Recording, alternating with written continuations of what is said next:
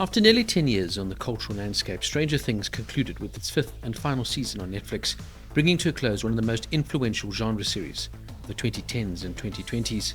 Created by Matt and Ross Duffer, namely the Duffer Brothers, and first premiering in 2016, the series captured global attention with this blend of 1980s nostalgia, supernatural horror, and heartfelt character drama.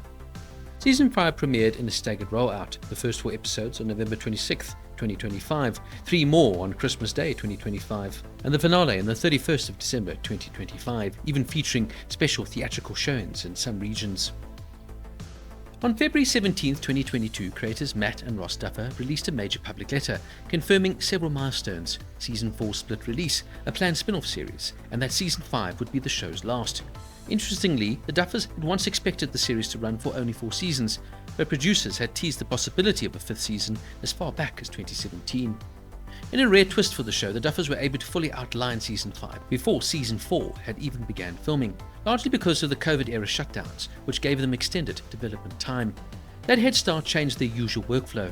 After Season 4 aired, they revisited their Season 5 outline and adjusted major structural elements, including parts of the ending, based on feedback from collaborators and audience response. Writing for Season 5 began on August 2nd, 2022, about a month after Season 4 concluded. On November 6th, 2022, namely Stranger Things Day, the title of Episode 1 was revealed, Chapter 1, The Crawl. The Duffers later shared that several unused ideas from Season 2 were finally being implemented into this final season. They described Season 5's tone as if Season 1 and 4 had had a baby injected with steroids. However, progress was stalled in May 2023 due to the Writers Guild of America strike. Work, though, would immediately resume after the strike ended in September, with Netflix reportedly prioritizing certain scripts. Some interesting writing trivia: the Duffers did not share the full finale scripts with the cast in advance. The season finale answered long-running mythology questions, including what the Upside Down truly is, and why Will Byers was taken in Season 1. Will's connection to Vecna was written with intentional parallels to Harry Potter and Voldemort, and the Duffers cited Terminator villains and Darth Vader's Rogue One hallway scene as inspiration for Vecna's upgraded presence. New additions to the cast in Season 5 was, of course, Linda Hamilton. She had personally connected with the Duffers and wanted to star in the show. And the role of Holly Wheeler was recast, with Nell Fisher taking over. The role had been previously portrayed by twins Tinsley and Aniston Price. Filming then would begin on January 8, 2024, after delays caused by the Hollywood labor disputes. Production would nearly last a full year and wrapped on December 20th, 2024. The Duffers would ensure each actor's final day on set matched their character's final scene, and the final shot filmed was that of a lunchbox with no cast present. Each episode was estimated to be costing between $50 and $60 million, with the total season budget between $400 and $480 million. Visual effects work began early and reportedly ran ahead of schedule, and the editing was completed months before release, unusual for such effects-heavy episodes. Now, there are only a handful of television series that end up woven into your personal timeline, shows that don't just entertain you but grow alongside you. Stranger Things is one of those rare cases. For many of us, it's been part of our lives for nearly a decade, evolving from a nostalgic sci-fi mystery about kids on bikes into a large-scale, emotionally driven saga about loyalty, trauma, and survival. With this 5th and final season capped as an oversized movie-length finale, the show faced one of the hardest challenges any beloved series encounters, ending in a way that honors what people loved about it in the first place. The result is an admirable, sometimes frustrating, yet always heartfelt, if not uneven, series finale. Season 5 stands as one of the most divisive chapters the show has produced. Some viewers found it deeply satisfying and emotionally complete. Others felt it was weighed down by its pacing, its narrative choices, and a sense that the series had become too inflated to land cleanly. Both reactions made sense. The final stretch is sincere and moving in places, but also bloated and overly careful, a surprising trait for a story that once thrived on bold swings. The finale released on New Year's Eve, almost 10 years after the show first premiered, and runs well past the length of a typical episode, and it feels structured more like a feature film than television. It unfolds in 3 distinct movements: extended setup, climactic confrontation, and a lengthy epilogue set about a year and a half later. Ironically, that closing epilogue is where the story feels most focused and emotionally true. It's quieter, more grounded, and more aligned with the show's core strengths than much of the spectacle that came before it, if not maybe somewhat overlong and drawn out. The main weakness this season, though, is not the ambition. Stranger Things has always aimed big, but excess is explanation. The scripts frequently overstate emotional beats that earlier seasons trusted viewers to understand without spelling them out. Characters often verbalize motivations and feelings that they have already been clearly established through performances and history. In the finale especially, multiple dramatic speeches stack on top of each other, where simpler, more natural exchanges would have carried greater power. Instead of sharpening tension, these moments sort of stall it. This tendency has been creeping into the series for a while, but here it becomes impossible to miss. Not every relationship needs a formal resolution speech. Not every emotional thread needs to be tied off while danger is seconds away. The show occasionally forgets that silence, reaction, and shared history that can speak louder than any dialogue.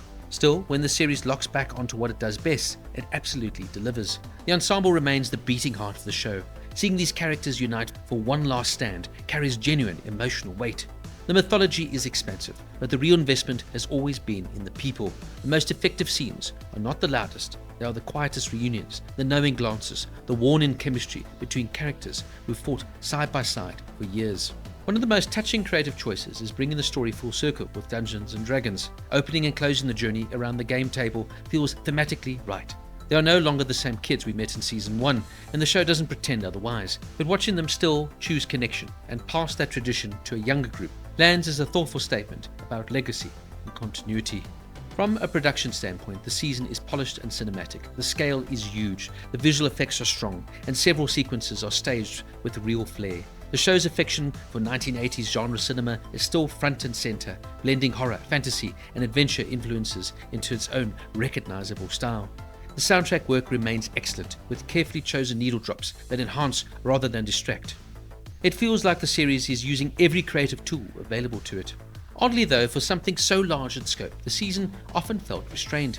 After the catastrophic events of Season 4, you might expect Hawkins to feel radically transformed, socially, politically, physically. Instead, we are frequently told about restrictions and disruptions more than we truly experience them.